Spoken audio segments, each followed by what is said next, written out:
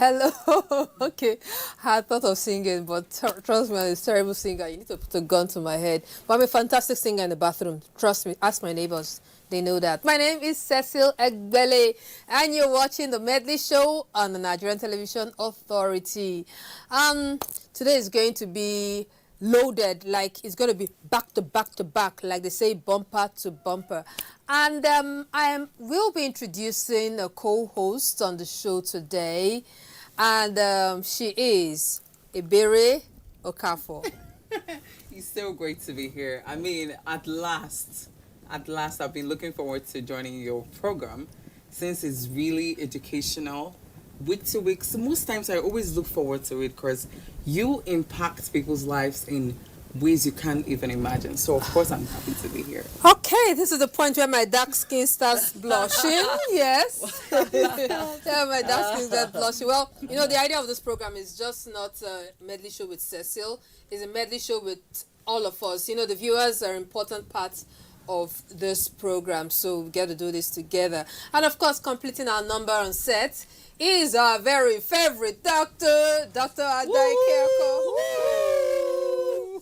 Thanks, Cecil. Thanks, Ebere. Yes, All right. you're welcome. All right. Thanks, viewers. She's a consultant psychiatrist at the All-Star Wellness Center, and she's an addiction therapist. Yes. And it's actually so exciting to have you here. Thank you. Us, because I mean, the last time you came, it was beautiful. Thank you so and I'm much. sure viewers are really honored to have you Thank here. you. Thank you. Okay, yeah, indeed, viewers are really honored to have you, just like I am honored to have you. I'm honored to be here and to interact with viewers as well. Okay, So good. Such a privilege. So now the idea today, let's just give you a quick rundown on what it would look like. It's going to be a very loaded pack. We will be talking addiction.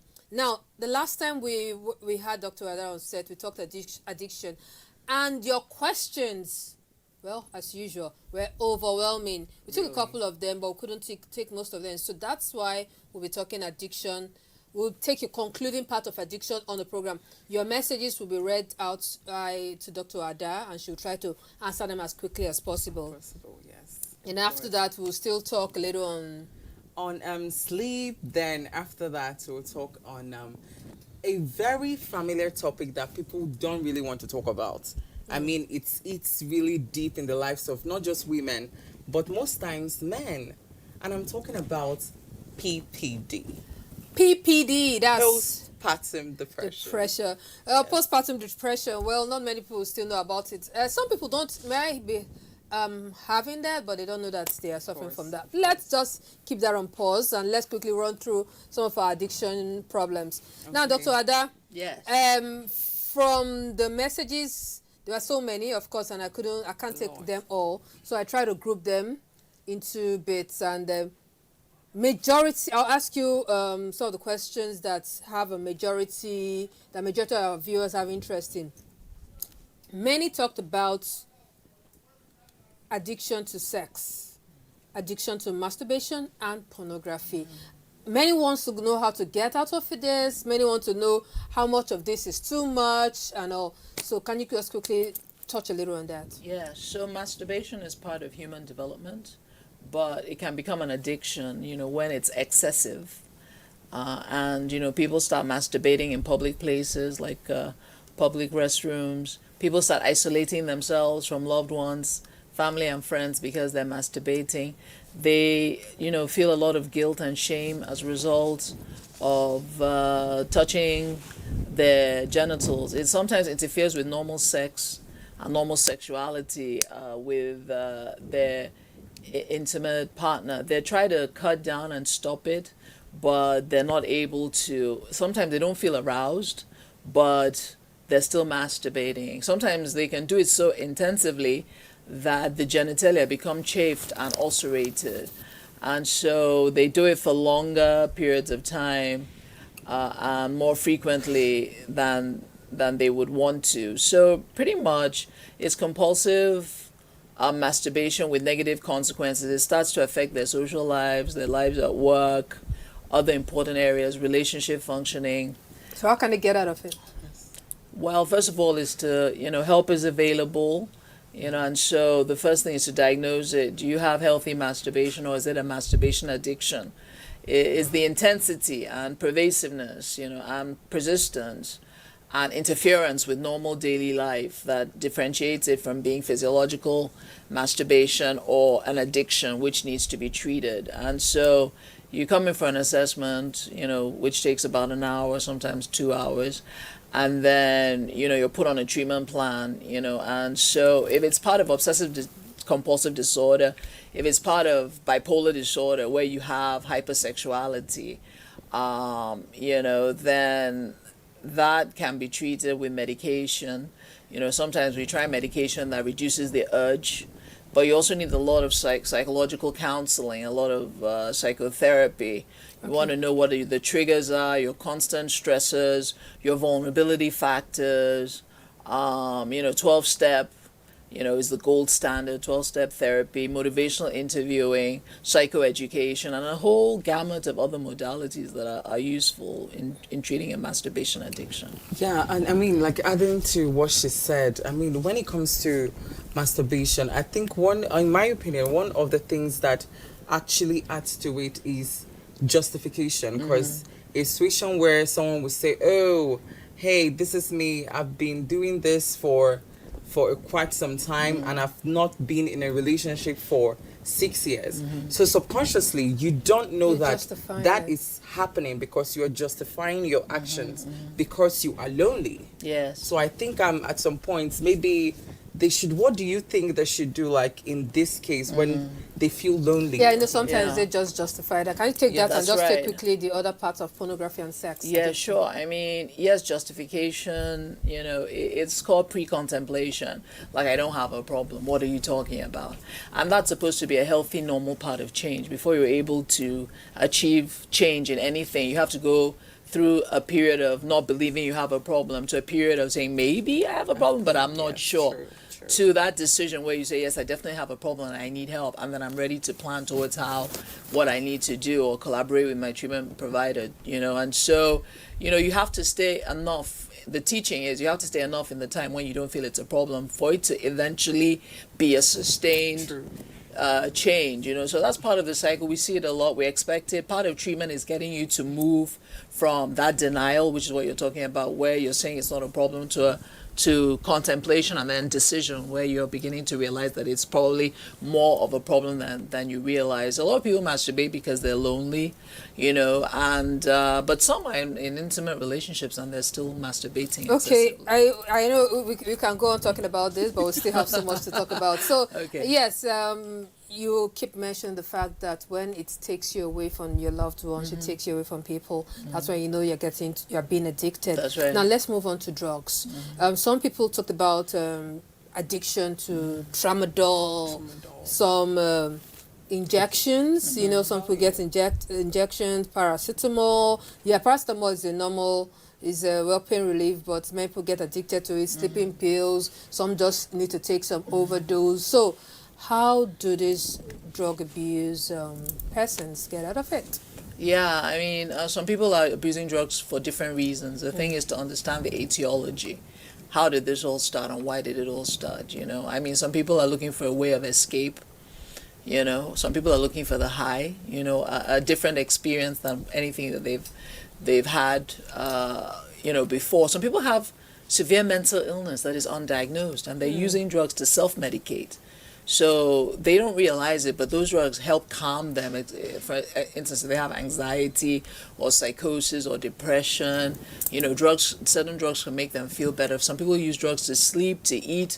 So the thing is to come in for a full assessment, to, encourage. Many times it's the family members that realize that there's a problem because, drug abuse, you could be pre-contemplative, or you may feel that, the drug abuse is under control, but family can say, no, this is not you, you're changing, your personality is changing, and so in that assessment, the thing is to have it diagnosed. Is it just experimental use, or is it actually a substance use disorder, which is what we call addiction, and so that has to do with severity, frequency, things like tolerance. You're using more and more to achieve the same effect. Withdrawal. Some people, when they're not using, they have aches and pains, diarrhea, runny nose, elevated pulse rate, elevated blood pressure, and other physiological symptoms because the drug has left their system. You have cravings, right? The urge, this intense desire that's so overpowering to use. And some people have psychological and physical negative consequences as a result of using, and they're still using. Some people are using in physically hazardous ways. They're driving while drunk, driving while high, operating heavy machinery, which is very dangerous while drunk or while high. Longer amounts, like you talked about, Cecil and Ebere, the functioning is impaired. That's what really seals the deal. Negative consequences, compulsive use, that inability to control your use, you cannot cut down. You cannot stop, even though you don't want to use that much. You find yourself using more than you intended, for longer than you intended, and taking more time to get off those consequences. Okay. Wow, this is really deep. It's really deep. Like, I mean, just from your explanation, I'm just trying to put myself in that position. Like, how would these people, once you're addicted to something, like, how are you going to come out of it without a professional help? Yeah, help, some yes. people get out of it themselves. I think because when you mentioned smoking, when we talked about smoking the last time, you said you could take some kind of I can't remember what you said. You could take like a mint or something that can give you almost that same kind of feel. That's right. Yeah. So how can one self-medicate, help yourself? Most people that treat an addiction don't do so by treatment. But, most people, because there's a genetic vulnerability to addiction, 50 to 70% of people who are addicted have inherited the gene that makes them more vulnerable to addiction. A lot of people will use substances and they know when to stop. It doesn't start to rule their lives, doesn't start to affect their relationships. But that vulnerability is genetic, and your genes are not things that you can necessarily change. I mean, addiction is a chronic relapsing disease. The relapse rate at 1 year is about 50%. So you're going to require multiple treatments typically through the course of your lifetime. It's not just this one treatment. The thing about it is the severity. Is it mild, moderate, or severe? How much control does this drug have over you at this, at the time of, contact, and so based on that, you can then tailor. There are different types of treatment modalities. There's intensive outpatient, there's inpatient, there are partial programs, and so there's a whole gamut. You have to do detoxification for a lot of drugs, and then psychological support as well. That's wow. I mean, I know that we could get a whole quarter of this talking about this. We won't get exhausted. Well, if you're just joining us, our topic today is managing emotional stress. That's what we're talking about. It's deep, it's wide. So in the course of the program, you understand why we say this. And you can be part of this conversation by reaching us on our phone line 081 177 2020. The number will be showing on your screen very soon. Do send in your messages, WhatsApp and text message to our phone line. You can, we're talking addiction for now, but we're going to conclude on that very soon. Then we'll move on to something else. So that's our phone line. You can be part of it. And very importantly, if you can send us messages or questions on postpartum depression, that's going to be very important, because that's going to be the core of our discourse as we continue the program today. I think we'll move on to the next item, and then we'll be back later to talk to Dr. Ada. Polyester Wall of Fame. Okay, Polyester Wall of Fame. Okay, sometime Wall of Hope. Did you just put Wall of Fame? About being famous? I think it's already famous. People know you. Well, okay. Yeah. All right, that's the Polyester Wall of Hope. Polyester is mental health institution where they get to manage those who have mental health issues, and they had this physical wall where, it's called the Wall of Hope. This report is going to tell us what's it about in details.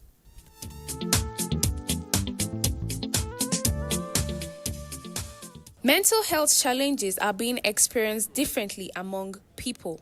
These expressions include depression, loneliness, post-traumatic stress disorder, and panic attacks. These can have long-lasting psychological effects on an individual and sometimes leads to suicide. Mental health institutions like the Oleaster Recovery and Wellbeing Center are established in different parts of the country to raise awareness and manage mental health challenges in Nigeria. The Oleaster Recovery and Wellbeing is a private mental health treatment center. Our treatment is a bit high-end, though qualitative. And we now found out that the only way you can get people to embrace mental health care is by providing a service that will maintain human dignity. So at the Oleaster Recovery, we pride ourselves in the fact that anyone going through a mental health challenge does not need to lose their dignity as humans. In the struggle against mental health, hope and positive thinking are essential ingredients to stay alive. The Oleaster Recovery and Wellness Centers recently launched Wall of Hope. It is a medium that offers hope and aims to improve well-being of persons, families, and communities who have experienced long battles with mental health and see no end in sight. The center dedicates a physical wall where concerned individuals write words of encouragement and motivation to the mentally challenged to serve as rays of hope and steps towards recovering. For some people, all they need are words of affirmation, words of encouragement, words that will motivate them and inspire hope in them. And then we conceptualize what we called the Wall of Hope.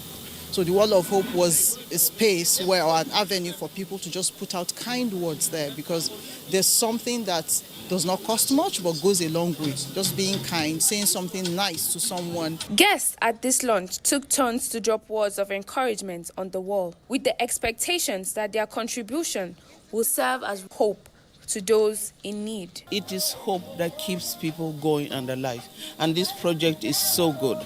And I'm happy to be involved. I'm so proud to be involved with them. There's so many hopeless people out there who have some mental health challenges and don't have the means to treat themselves. I manage a rehab center, and we meet a lot of them and we help them. So you see, the World Hope, I'm happy and I attended this program, is to give hope to so many of them out there. Just as I pin my nugget on the wall of hope, I am optimistic that it will lift the spirit and put a smile on the face of a mental health sufferer who reads it.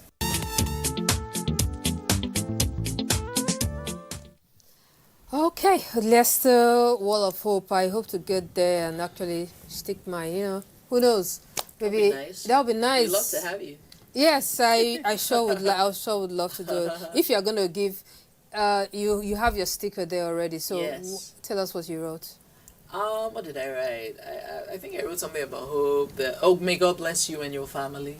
I said that. So I was calling down the blessings of God and Allah. And you think that's going to on be the deep enough to families. make an effect, right? Yes, because we really want True. people to come through that center and attain healing. From whatever problem that they present with, to be able to leave with that problem relieved. The message that that is important to me is that help is available. You don't have to suffer on your own. We'll definitely meet you. I know sometimes it can be a bit pricey, but we're negotiable, so that we can meet the needs of as many Nigerians and other people as possible. That's our goal. And the most amazing thing about these things is that you don't even, in most cases, you don't actually need a professional attention to listen to you, but you just need those words. Yes. Those encouraging words. Once you look at it, you read it, you internalize it, and you're good. That's If you're right. going to drop a message on the wall of hope, what would you write? Oh, I would say something about human development, like I know you're going to be encouraging sophisticated. I knew you were going to say something. just something about human development. Maybe when I get there, I'll think of how to. People wrote all kinds of words, interesting things. yes, I was true. inspired, so that is it. yeah. Okay. What would you write? You've missed. I want to know what you. No, seriously, what would I write? Seriously, Cecil, what would you write? Let's see. Hang on there. I know you've got it. Okay, that's nice. Yeah, course. something like that. Yeah, That's very nice. Beautiful. Yes, you just need to hang on there. Yes. Got it. People are going through so much. A lot, actually. A lot, Yes. actually. A lot. Okay. And most of them don't even talk about it. That's Yeah. even it. Yeah. Someone asked a question about. Some persons ask questions about sleep. Some say they sleep very few hours. Some say they Yes. hardly sleep. Some say they sleep too long, too much. I mean, Ebere, what's that? I think you're just indirectly talking to me. Just call my name because I don't Which one sleep. is it? Yes. Too little or too much? Too little. I don't Oh, even wow. sleep at all. Wow. Really? Like highest, like 3 hours. Wow. 2 hours or even Yeah. less. Okay, Yeah. I'm I not don't a know. therapist, but that's bad. I know. I know.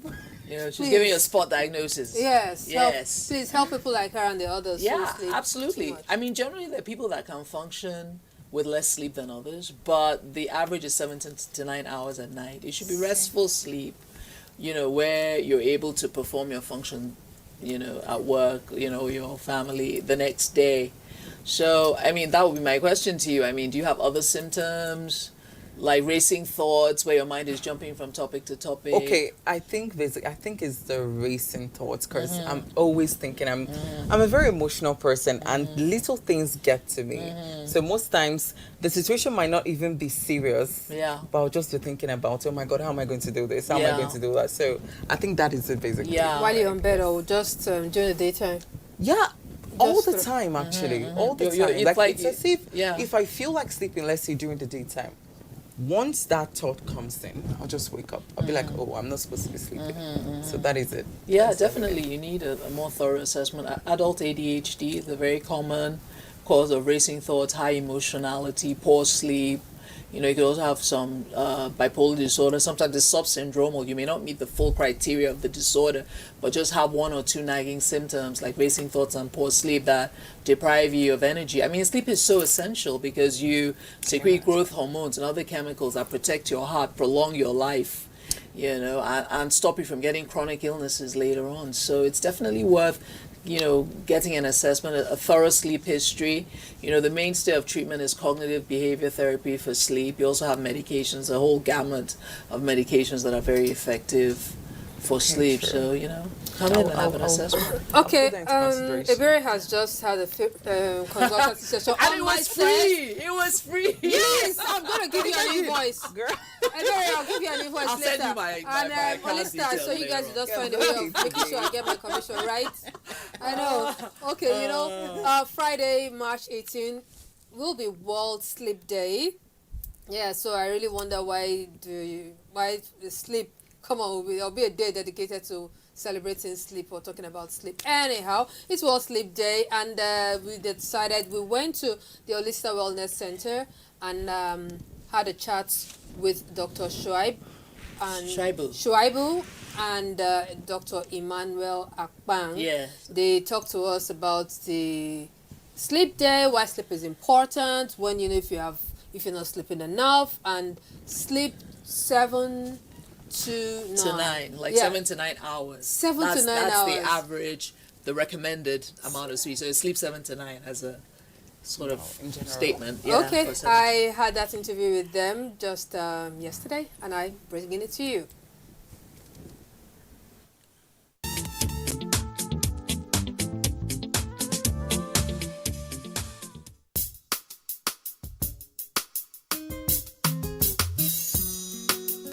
Ideally, people shouldn't need help sleeping. But unfortunately, there are people that will actually need help before they can get the desired sleep. So what do we talk about? How do you know if you need help sleeping?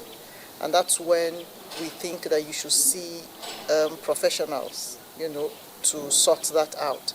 So the idea is I go to bed, the expectation is once I hit the bed, I sleep. What's adequate sleep? What's the normal sleep? Because we need to know what's normal before we start talking about abnormal, isn't it? So normal sleep is ability to initiate sleep, to maintain sleep, and to achieve the adequate hours of sleep required for normal bodily process. So what's the expected number of hours what's the number of hours we're expected to sleep as adults? 7 to 9. There are situations where you actually sleep for this number of hours, but you wake up not feeling refreshed. That's a problem. So it's not just in absolute terms. And there are people that sleep for less than those hours, but they're able to carry out their daily activities without daytime consequences. So when you come to us, we ask, how many hours of sleep do you get? Do you have problems initiating sleep?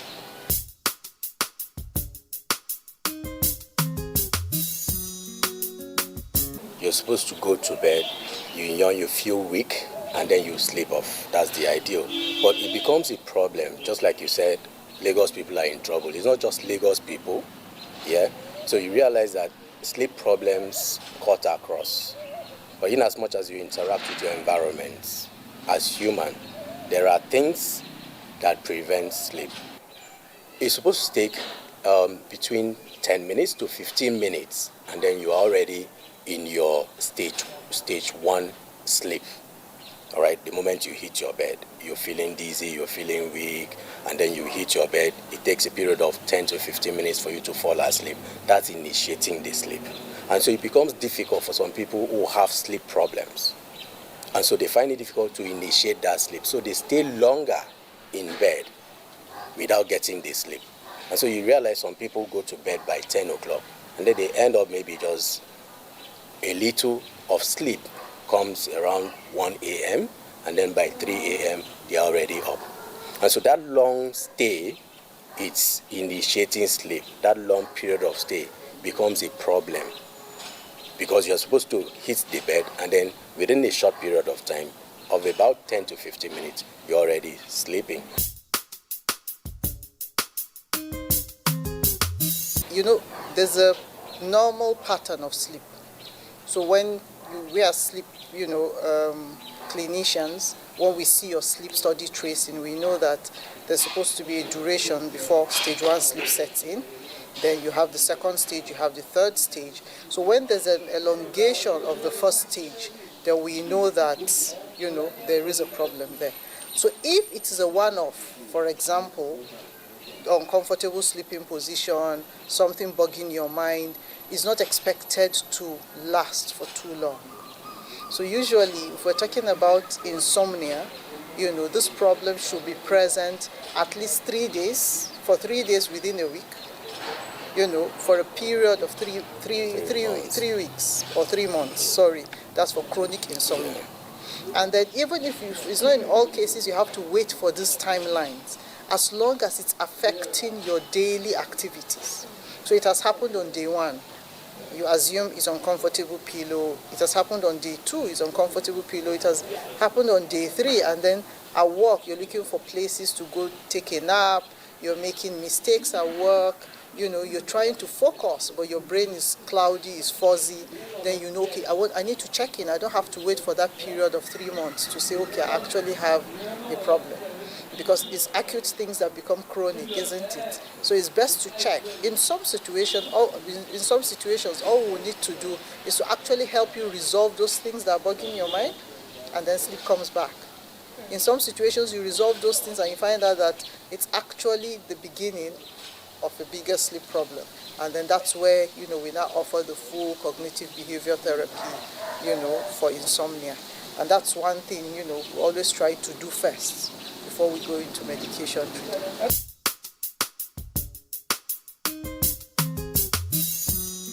Sleep 7 to 9 is our idea about the number of hours recommended for an adult to sleep. So it is recommended that an adult, a healthy adult, is supposed to sleep for 7 to 9 hours. And so that's where you have sleep 7 to 9. That's how nature has made it. We spend 1/3 of our life sleeping. And that's how we're wired to function. Do you understand? There are people that sleep less than Dangote. Does not necessarily make them richer than him, isn't it? So I think the most important thing we need to nurture is our health. Because there's no amount of money that can buy it when it's lost. And like I said, there are a lot of physical and mental health conditions that they are linked to poor sleep. 24 hours a day, 7 days a week. You can watch NTA International live on your TV, computer, iPad, tablet and phone. Log on to visiontv.co.uk and click on Entertainment, then NTAI. You can also download the iOS or Android app on your mobile devices to watch NTA International on the go, anywhere in the world. NTA International, your window to the world.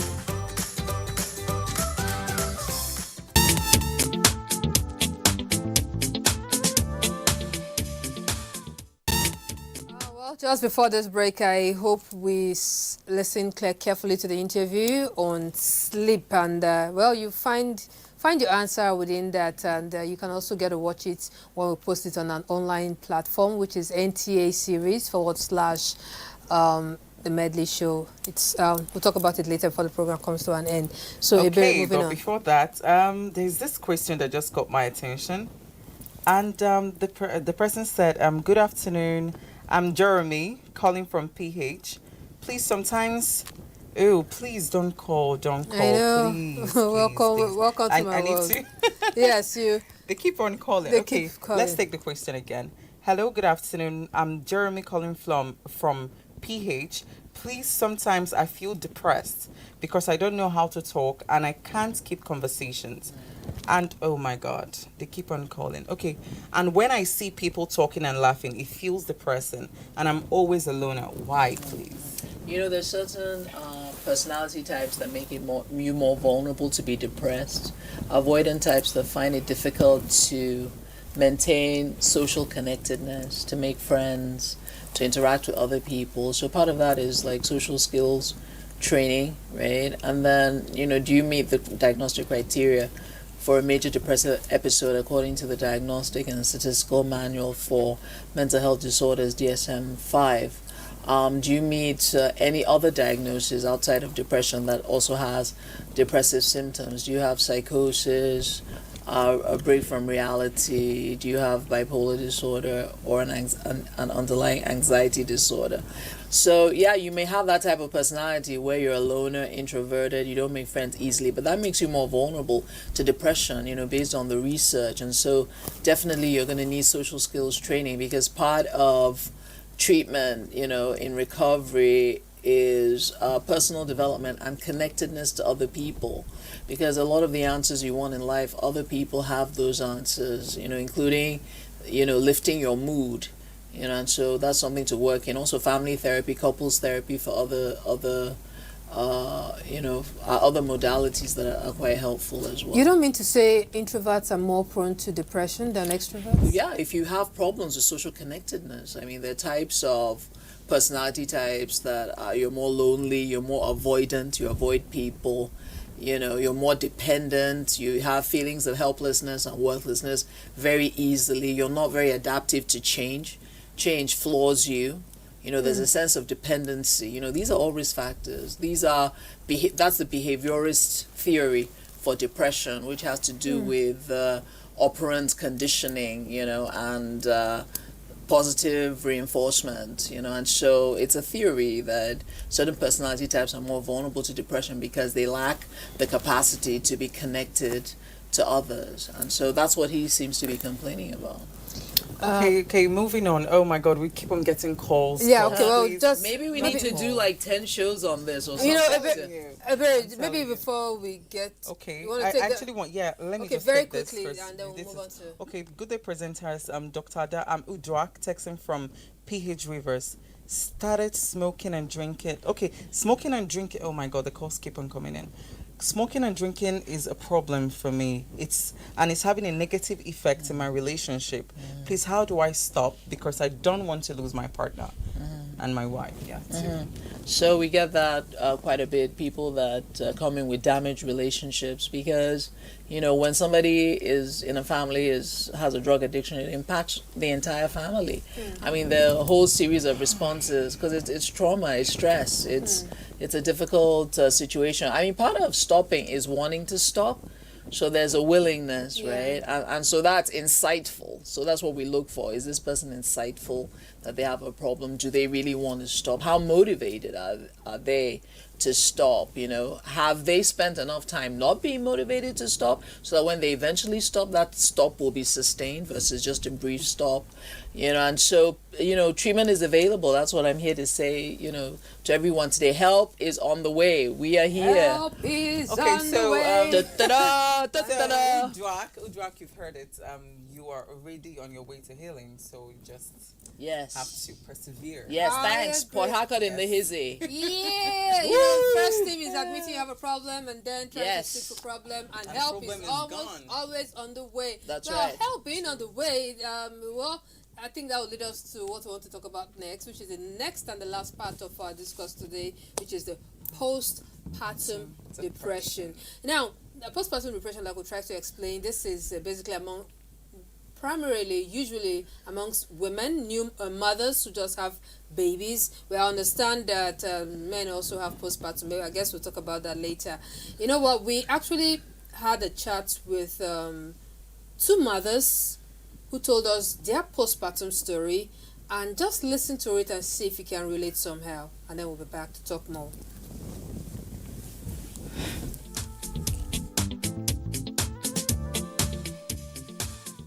With my second pregnancy, there was morning sickness, I would throw up, I would not eat, and I was sick and all of that. Then got to the delivery. I was still trying to weigh my options. I've had a CS. Can I still have another CS? Or am I going for a VBAC? And finally, it was a VBAC. It was a vaginal birth after CS. And I labored for 3 days. When you labor for 3 days, it was draining, both mentally, physically, everything. It was draining.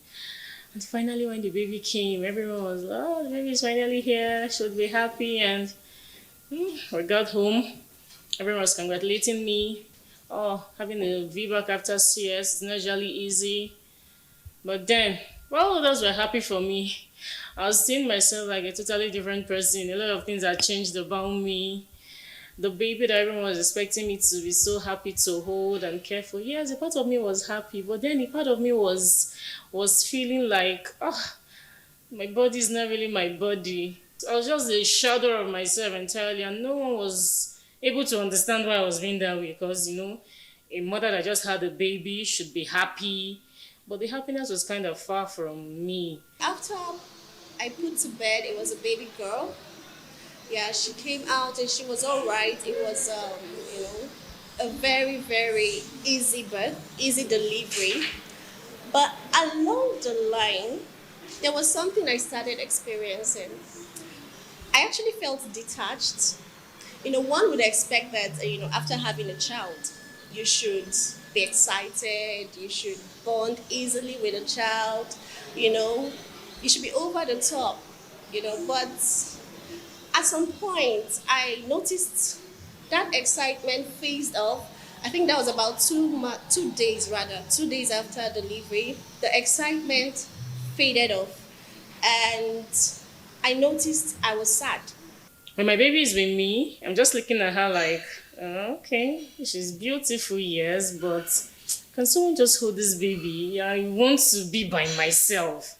And no one is really understanding why I think I should be by myself. They're like, you should spend more time bonding with your baby, you should carry her, you should play with her, but once I just breastfeed, I want to hand her over and just be on my own.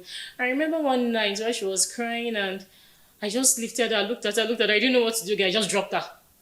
And my husband was like, what is it? Isn't it? At the point he calmed down, he carried the baby and went to the sitting room, and I didn't care. I just laid down and slept. I woke up the next morning. I still found them in the sitting room.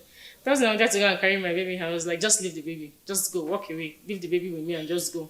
My mom called me. I was like, what's actually your problem? I said, please, everybody should leave me alone. I need to be by myself, I had anxiety. I was scared that I would die.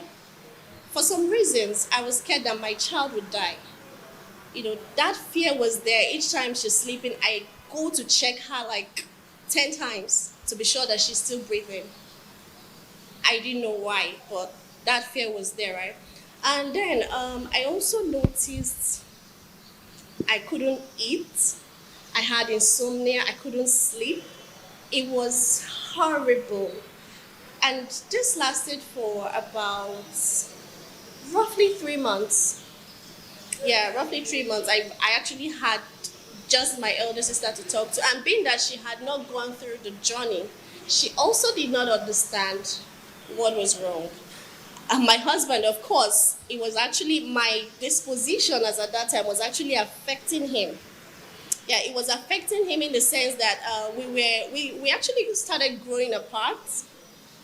What's supposed to have been a blessing, which is the baby, right, seemed like it was really putting us apart.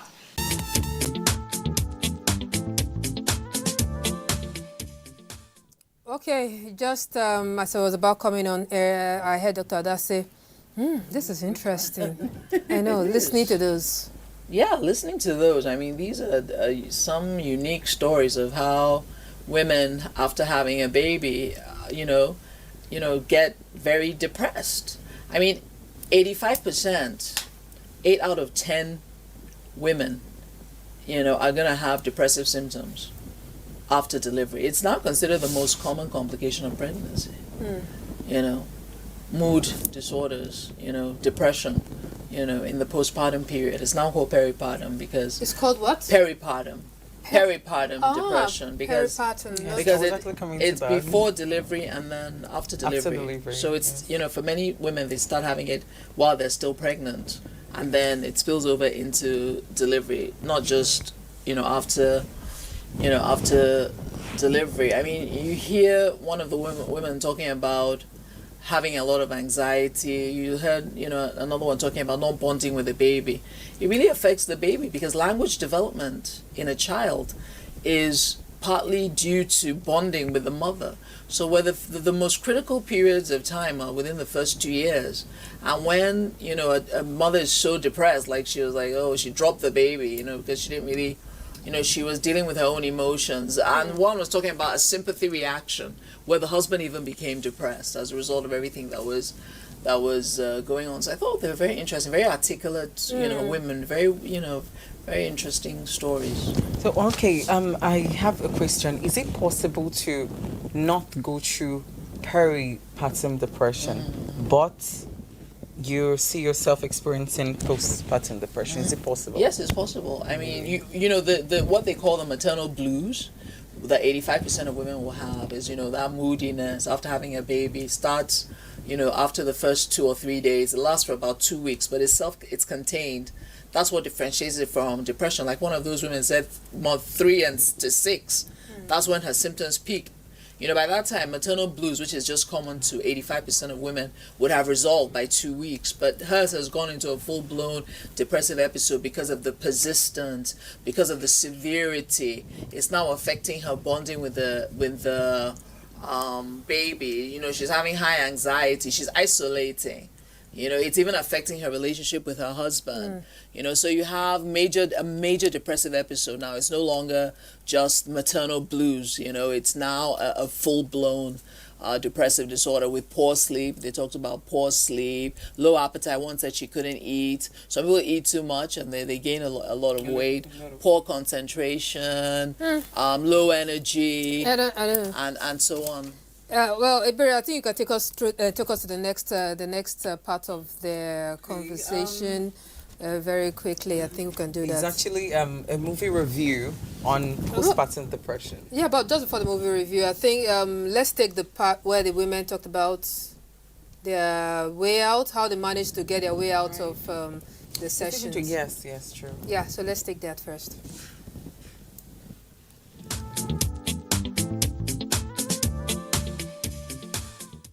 Why would I not love this child as much as I should? So I started reading about it. I'll go to Google. Google became my best friend. Yeah, I'll go to Google. I'll search.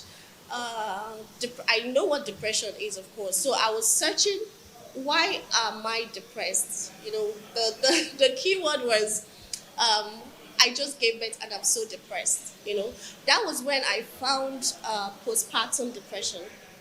So I started reading through, and I really understood that what I was going through was normal for some women. Of course, not every woman experiences it, but it was normal, and I'll say I started working on myself consciously to come off that phase. I started praying about it, actually. That was where I could lean towards. I had no experts to talk to, so I could just lean towards, praying and, consciously trying to reconnect back to my child and, of course, to my husband. It was when I think I went to the hospital for immunization or something, and one of the midwives there was now lecturing us on postpartum depression. That was when I started relating back to all the tantrums I've been throwing at home, all the things I've been doing, and I was seeing that there were actually signs and symptoms of what she was talking about. And that was when I knew, oh, this thing is not just about me. It's even something that can happen to other people but me. So from there, when a friend of mine too was going through it, I was like, I've gone through it. It's normal. It's a phase. Just find someone to talk to. If you can talk to your husband, you need to talk to someone because you're the one going through it. Nobody is inside of you to know what you're going through.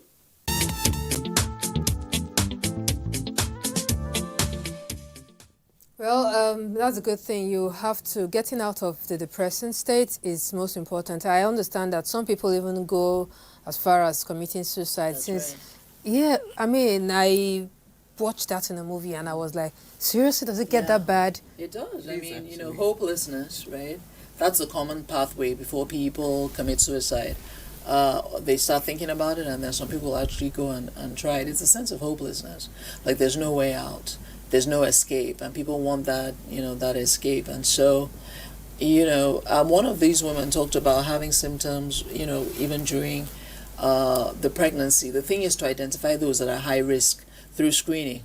We need to be able to screen pregnant women for symptoms and vulnerability factors to peripartum depression and give them more support.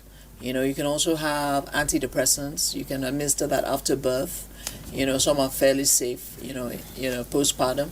And, you know, of course, you have cognitive behavioral therapy for a lot of women that may not want to take medications because, you know, it is minute amounts are secreted in breast milk, you know, and so, you know, you now can come in for cognitive behavioral therapy, which has a 70% effectiveness, you know, when dealing with peripartum depression. Well, I think between these two women, the experiences were quite different. Because one actually, well, I say she survived that phase all by herself. Then the other was through the support of the husband. I think the major thing, one of the things that intensifies that phase of your life is whether or not you have a supportive partner. That's right. A supportive partner, a supportive system. You know, welcome to Nigeria, where when she starts acting that way, one will call her spiritual attack and will just, you know, try to cast and bind. And all. That's right. Take us to the movie. Sorry. Okay, so our next report on is on a movie review on postpartum depression for Maria. All right, so for Maria. Did you get to watch the movie? For Maria. No, I haven't watched it yet, but it sounds interesting. Yes, it's for Maria. Anyhow, I guess we can take the movie if the movie is ready now. If it's not ready, all right, I think it's ready.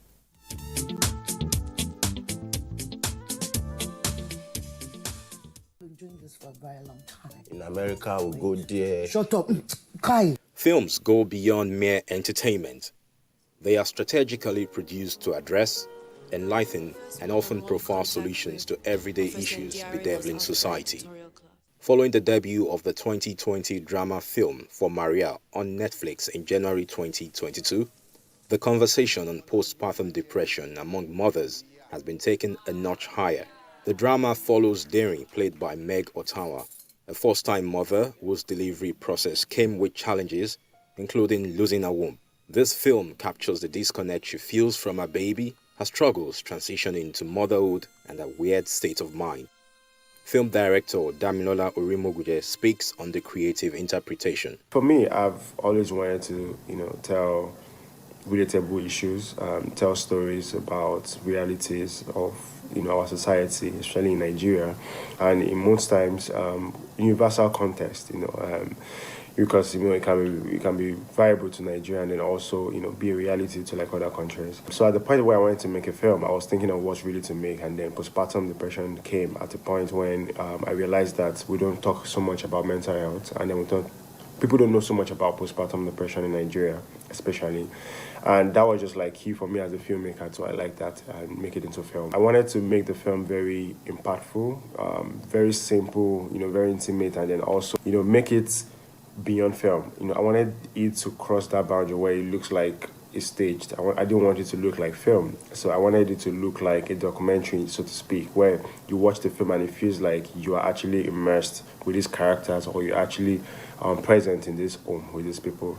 And then that was basically, the direction I wanted to go with it. Also tell the story from different perspective, especially from the perspective of how it's being seen in Nigeria as a victim, as people watching from the outside, the society, the family, how conventionally people actually, address this issue. And then basically that was it for me, in terms of telling the story, in terms of writing, and then in terms of, bringing it to life. And of course, just wanted to look, it's a very sad and depressing story, but I wanted it to look colorful and then, definitely still going with the aesthetics and theme, of the film, of the story of the film, but then again, still make it look bright and then beautiful to watch as well as a viewer. This film, rated 7.4 by the Internet Movie Database, an online film rating platform, is also being positively reviewed and commended by movie enthusiasts. For those who know what postpartum depression is, for those who have gone through this particular thing, when they see this movie, they can easily relate, There's this kind of connection between the character and what someone who has gone through postpartum depression in the past would see. People believe that once a woman gives birth, the next thing is for her to take care of the child and the attention is on the baby. And we forget the mother, we forget, okay, this is what she has gone through, especially those who have gone through a traumatizing birthing process. And this movie opens our eyes to what women go through. I believe that this movie would open more room for conversation. People will talk more about this particular thing. And I hope that women will find answers, will find help. And this movie would also help those who are going through this particular thing too as well, to come out and speak up. For Maria may not be your cinematic classic, but as it takes us through the journey of motherhood, it raises potent concerns.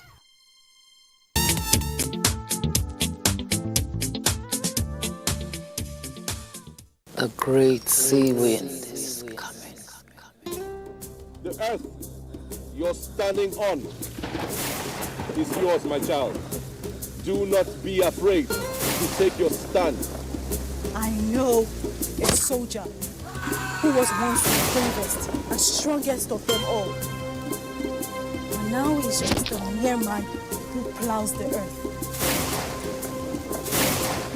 I am a blind old woman. How do you expect that I stop a lion? Her path is greater than yours. Did he go down as a true king? She will save our people. I decree that these ones will be killed. Death? But these are just mere criminals. You need to stop talking about the palace.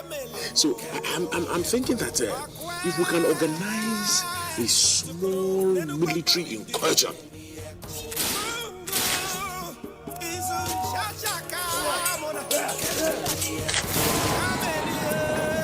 Her name is Igbinogo. I am Igbinogo. I am Igbinogo. And I have come to save my people. I am going to make you pay. Today is Judgment Day, and you will pay.